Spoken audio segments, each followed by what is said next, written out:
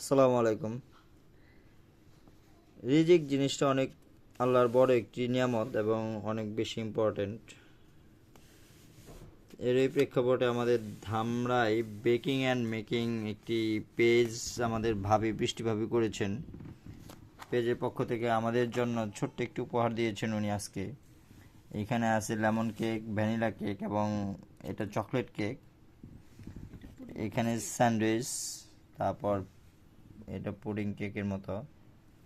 তো আলটিমেটলি আমাদের এই উনি গত 2 দিন উদ্যোক্তা মেলায় বৃষ্টিভাবী বেকিং অ্যান্ড মেকিং এর পক্ষ থেকে, পেজের পক্ষ থেকে স্টল নিয়েছিলেন। ভালো সাড়া পেয়েছেন যদিও অবশ্য।